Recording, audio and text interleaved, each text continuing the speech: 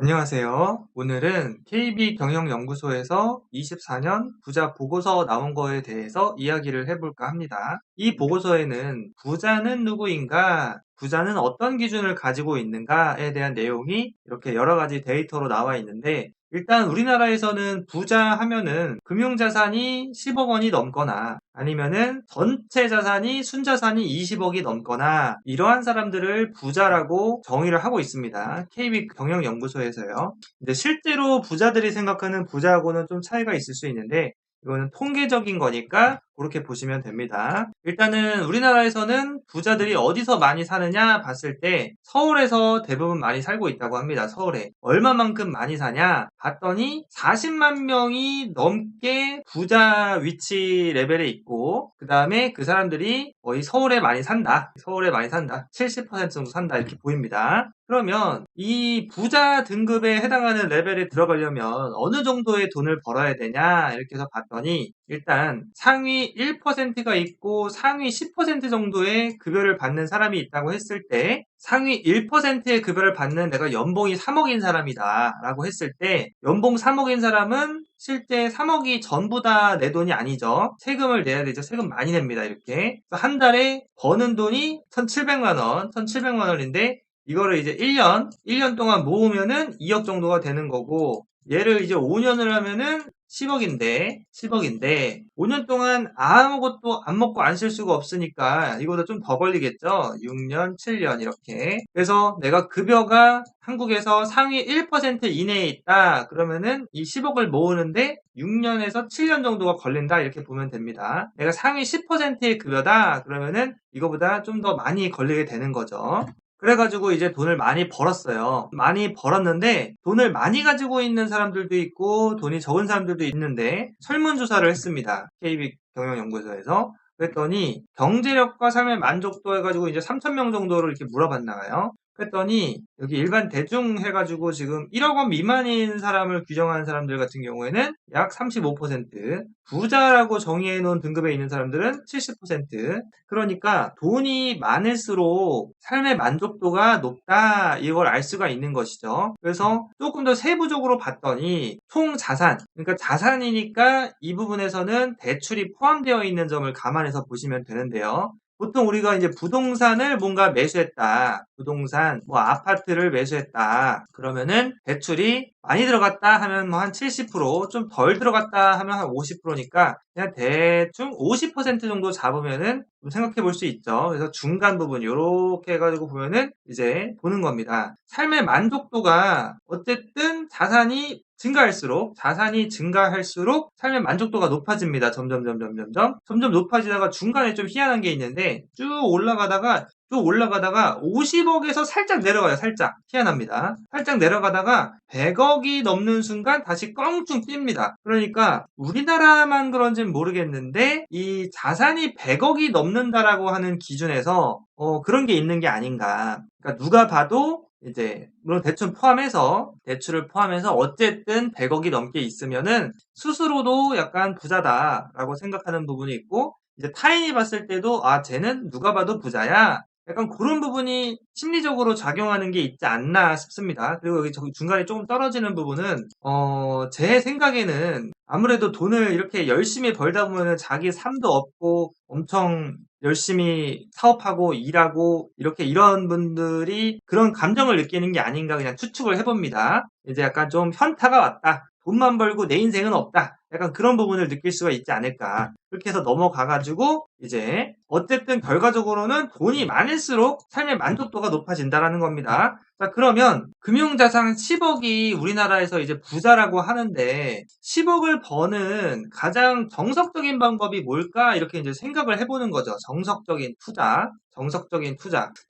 투자를 하는 건데 제가 말하는 정석적인 투자는 수익성이 높고 안정성이 높은 투자 방법을 찾아서 돈을 꾸준하게 벌어가는 거죠. 물론 이거보다 더 좋은 방법이 있다고 하면은 내가 어떤 이제 사업을 해가지고 수익성 안정성 높은 사업을 하는 것인데 일단 사업을 하려고 하면은 사업 아이디어도 있어야 되고 사업 자금도 있어야 되고 그 다음에 모든 사업 리스크를 다 떠안아야 되잖아요. 그죠? 그렇게 할 수 있는 사람이 있다면 벌써 사업을 하고 있습니다. 보통. 그리고 사업의 리스크는 꽤 높은 편이라고 할 수 있죠. 예를 들어서 치킨집을 차렸다. 그러면은 막 1, 2억 들여서 차렸는데 치킨이 잘 안 팔려. 그러면은 거기다가 들어간 모든 돈, 인테리어비, 인건비 해가지고 몇 억 날리고 나옵니다. 사업이 쉽지가 않다. 그런 부분이 있고, 지금은 투자 관점에서만 봤을 때 증권시장에 투자 상품이 많이 있죠. 주식도 있고 코인도 있고 선물도 있고 옵션도 있고 다양하게 있습니다. 그러면 내가 수익성이 좋은 일단 상품이라는 게 필요하죠. 상품. 수익성이 좋은 상품.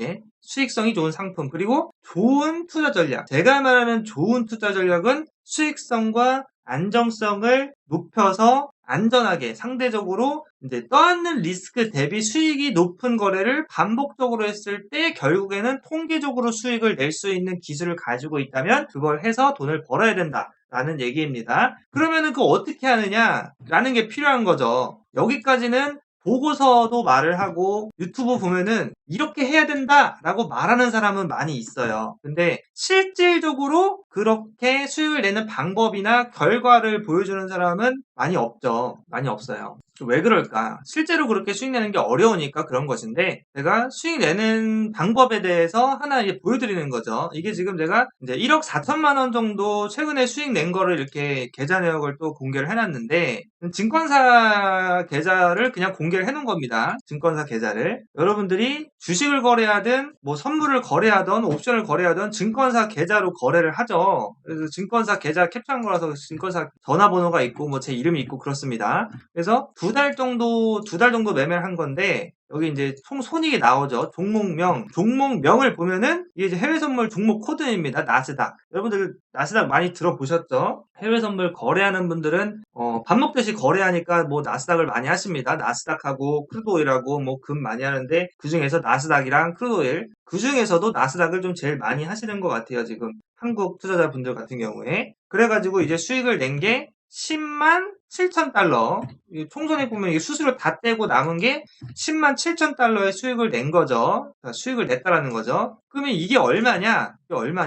여기 보시면은 여기 똑같이 그 수익 낸 금액 적어놨습니다. 10만 7,600 블라블라 달러. 그게 지금 한국 돈으로 1억 4천만 원 정도 된다라는 거예요. 결과적으로. 자, 그럼 결과적으로 1억 4천만 원인데 이게 두 달 동안 수익이 내오는 과정에서 어떻게 수익을 냈느냐? 그거 제가 아래다 다 올려놨어요. 캡처해가지고. 눌러보는 거죠.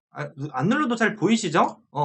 종목 코드 여기 NQ라고 보이죠? 나스닥 종목 코드 이거 24년 당연히 최근에 한 거니까. 그러면은 이제 상품이라는 건 이거죠. 해외 선물에 나스닥이라는 상품이 있는 거예요. 나스닥이라는 상품이. 그러면은 이 상품을 가지고 우리가 뭐예요? 투자를 해야죠. 돈 벌려면은. 투자를 하는데 진입 포지션. 그러니까 매수를 하는 포지션이 있고 매도를 하는 포지션이 있다. 해서 물론 양방향 수익 구조여가지고 매수로 수익을 낼 수도 있고 매도로 수익을 낼 수도 있습니다. 보면은 매수를 해가지고 진입을 해가지고 청산, 매수해가지고 높은 가격에 팔아가지고 돈을 벌었다는 거죠. 그래서 청산 가격이 418 돼 있고 진입 가격이 383이니까 383 이게 좀 잘 안 보이나? 좀 크게. 눌러보면 이제 실제 캡처한 사진 사이즈 원본 그대로 383에 매수를 해가지고 418에 청산을 해가지고 돈을 벌었다라는 얘기죠. 아래 내려가면은 여기도 513에 들어가가지고 619에 팔았다. 그렇게 해서 수익을 낸 게 여기 찍힌 거예요. 수수료 떼고 이제 순손익이 얼마다 이렇게 나오는 거예요. 간단하죠? 주식을 거래를 해도 내가 예를 들어서 삼성전자, 삼전을 내가 매수를 했다. 돈 벌려면 어떻게 해야 돼요? 얘가 올라갔을 때 매도해가지고 청산하죠. 똑같은 방법입니다. 똑같은 방법이에요. 근데 포지션이 보면은 내가 매수를 해가지고 청산을 해가지고 수익을 냈다라는 거죠. 그래서 손익을 보면은 이렇게 800만 원 수익 낸 거고 400만 원 수익 낸 거고 700만 원 수익 낸 거고 이렇게 해서 매일매일 980만 원 수익 낸 거고 80만 원, 600만 원, 300만 원, 200만 원, 600만 원, 2100만 원 해가지고 이렇게 해서 1000만 원, 1000만 원, 1500만 원, 900만 원, 1200만 원, 600만 원 이렇게 해서 빨갛게 도배가 되어 있죠. 빨갛게. 그러니까 거의 매일 수익을 냈다는 소리지. 손절하는 날도 있고요. 이렇게. 거의 매일 수익을 냈다. 이렇게 해서 수익을 낸 겁니다. 그러면 이렇게 수익을 내는 그 방법은 무엇이냐? 그 방법이 궁금하신 분들은 제가 이걸 가지고 이제 실전 투자대회도 나가가지고 이제 1등만 10번을 넘게 했는데 그 방법을 배우고 싶고 알고 싶으신 분들은 제 직통 연락처로 문자를 남기셔서 물어보시면 이 방법을 알려드리도록 하겠습니다.